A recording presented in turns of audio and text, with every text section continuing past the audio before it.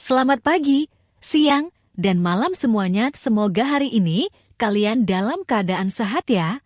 Dalam video kali ini, saya akan berbagi apa saja jenis-jenis dan karakteristik tulisan. Bersama Suci Ayu Latifah, dosen STKIP PGRE Ponorogo. Simak video terampil menulis. Kali ini, Ahmad Fuadi pernah berkata, berapa ratus malam sepi yang aku habiskan sampai dini hari untuk mengasah kemampuanku. Belajar, membaca, menulis, dan berlatih tanpa henti, melebihkan usaha di atas rata-rata orang lain, agar aku bisa meningkatkan harkat diriku. Dari ungkapan tersebut Fuadi berpesan, supaya seseorang berlatih dan berlatih menulis. Tujuannya, supaya harkat dirinya meningkat. Tidak begitu-begitu saja, jenis-jenis dan karakter tulisan akan membahas. Pertama, apa saja jenis-jenis tulisan? Kedua, bagaimanakah karakteristik tulisan? Dan ketiga seperti, dan bagaimanakah tulisan yang baik itu? Sebelum masuk ke materinya, yuk kita tes dulu dengan menembak jenis tulisan apa yang saya munculkan di layar monitor kalian. Ya, benar, itu tulisan teks berita. Kedua adalah tulisan teks cerita anak dengan ditandai adanya gambar gagak dan angsa. Ya, benar. Tulisan ketiga merupakan teks puisi berjudul Selalu Ada Jalan. Tepuk tangan, kalian semua hebat. Adapun jenis-jenis tulisan sangat banyak. Ada opini, cerpen, makalah, proposal, cerita anak, esai, berita, cerita bersambung, karya tulis ilmiah, feature, artikel, cerkat, resensi buku, penelitian, anekdot, puisi, cerita misteri, surat pembaca, dan masih banyak lagi. Untuk bisa memiliki keterampilan semua jenis-jenis tulisan tadi, harus dilatih secara bertahap. Satu persatu tulisan dicoba, satu persatu tulisan dipahami karakteristiknya, satu persatu tulisan sebelum menulis, perbanyak membaca supaya dapat menghasilkan tulisan yang baik, berbobot, dan menarik pembaca. Semua tulisan pada akhirnya nanti bisa dihasilkan seseorang dengan latihan, dan latihan secara terus-menerus. Pertama, menulis makalah. Makalah biasanya jenis tulisan yang ditugaskan kepada mahasiswa di tingkat perguruan tinggi. Hampir semua mata kuliah mendapat tugas untuk menyusun makalah berdasarkan tema, topik, maupun materi yang akan dibahas. Nah, akan saya tunjukkan karakteristik makalah, yaitu berisikan per bab, pendahuluan hingga penutupan, serta daftar pustaka. Kemudian, terdapat rumusan masalah yang dijadikan ajuan di bab pembahasa. Adanya referensi dari pelbagai sumber, mulai dari jurnal, buku, prosiding, makalah, modul, dan lainnya. Terakhir berbahasa ilmiah. Tulisan makalah berbeda loh dengan tulisan cerita. Selanjutnya tulisan berita. Tulisan ini biasanya ditulis oleh wartawan baik di televisi, radio, media cetak koran, media online, dan lainnya. Bagaimanakah karakteristik tulisan berita? Simak ya, jangan skip videonya. Menulis artikel, selain tugas menyusun makalah, biasanya mahasiswa juga ditugasi untuk menulis artikel, bahkan di tingkat sekolah menengah atas. Artikel ini sudah diajarkan.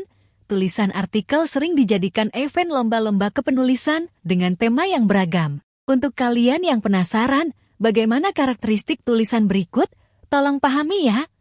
Topik dalam artikel biasanya ditetapkan. Ada juga yang bebas sesuai dengan pembahasan yang disukai, diminati, dipahami, dipakari oleh penulisnya. Dalam penulisannya memunculkan persoalan dan diberikannya solusi pemecahan, penulisan diberi data sebagai pendukung atau pendapat dari buku orang berita. Di level berikutnya, menulis karya ilmiah. Kalian tentu tidak asing dengan tulisan karya ilmiah. Biasanya ini dilakukan siswa ketika melakukan studi tour atau berkunjung ke suatu tempat, misalnya industri pabrik, pusat perbatikan di Jawa Tengah, kunjungan ke kota Riop, studi banding sekolah, tamasya kuliner, dan lainnya. Berikut adalah karakteristik tulisan karya ilmiah yang dapat kalian pelajari dan pahami. Tulisan sistematis, topik, dan sub saling berkaitan dengan topik utama. Bernalar logis, data objektif, argumentasi teori benar dan relevan. Struktur terdiri atas pendahuluan, pembahasan, dan penutup. Nah, kali ini adalah menulis cerita. Menulis cerita itu jenisnya banyak, misalnya cerita anak, cerita misteri, cerpen, cerita bersambung, dan cerita pendek berbahasa Jawa. Di video ini, saya akan menunjukkan masing-masing karakteristik tulisan cerita anak. Pahami dan temukan perbedaannya ya. Jangan sampai salah sebut atau salah tulis.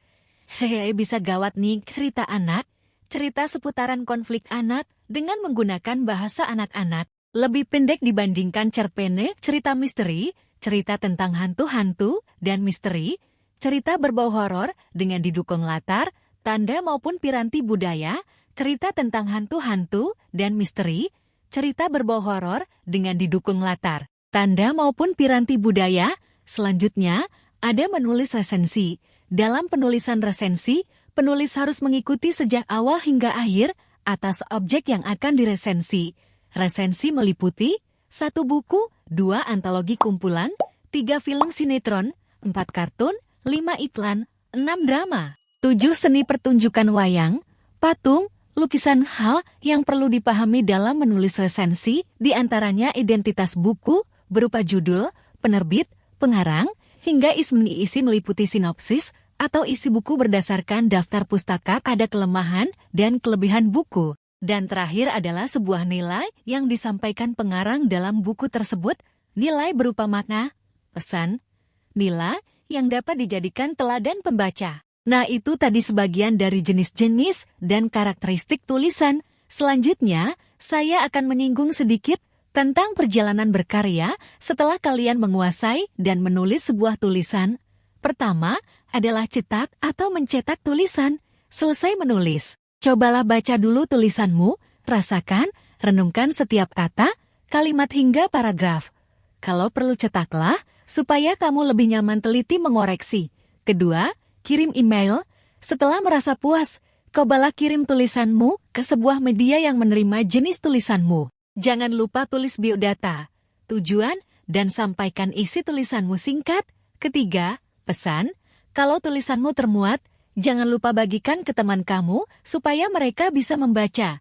Perasaan khawatir terhadap tulisan setelah kita kirim ke sebuah media tentu dirasakan oleh penulis. Apakah tulisannya termuat atau tidak?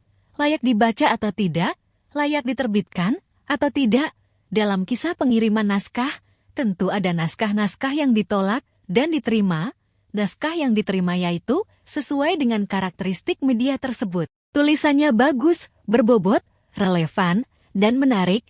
Sedangkan naskah yang ditolak biasanya tulisan kurang bagus, tidak sesuai karakteristik media, tidak sesuai harapan media, dan faktor-faktor lainnya. Kegagalan itu biasa. Nah, naskah yang diterima, ada beberapa media yang memberikan apresiasi. Bisa berupa honor uang, souvenir baju, dan alat tulis menulis, sertifikat, dan piala kejuaraan kalau dalam ajang perlombaan. Orang yang menang dan berhasil adalah mereka yang tidak menyerah ketika mengalami sebuah kegagalan diri. Selanjutnya, bagaimanakah tulisan yang baik? Ini dia tulisan-tulisan yang baik, terdiri dari 6 tipe untuk pencapaian tulisan yang baik. Seseorang diharapkan telah mendapati hasil bacaan referensi yang banyak. Referensi dapat ditemukan di perpustakaan, toko buku, media penelusuran, dan lain-lainnya. Referensi bacaan sesuai dengan topik atau tema tulisan, referensi untuk mendukung gagasan penulis. Tujuannya, meyakinkan pembaca. Misalnya, tulisan tentang pendidikan, buku referensinya berupa buku-buku tentang pendidikan. Tulisan tentang budaya, referensinya berupa buku-buku tentang budaya sesuai yang dicari. Apakah tentang wayang, kebudayaan daerah, tari-tarian, musik, kesenian patung, dan lainnya. Preferensi ditunjukkan supaya tulisan kita dipercaya oleh pembaca. Gagasan saja tidak cukup. Kita perlu referensi untuk mendukung gagasan-gagasan yang kita munculkan. Nah, bagaimana? Apakah kalian sudah siap untuk menulis? Menulis apa saja sesuai yang kalian minati? Bisa artikel, puisi, resensi film, naskah drama, anekdot, esai, atau tulisan yang berbau humor. Boleh aja dong. Yuk segera berlatih menulis sebelum nama kalian ditulis oleh orang lain. Hehehe, salam menulis. Dari saya terima kasih.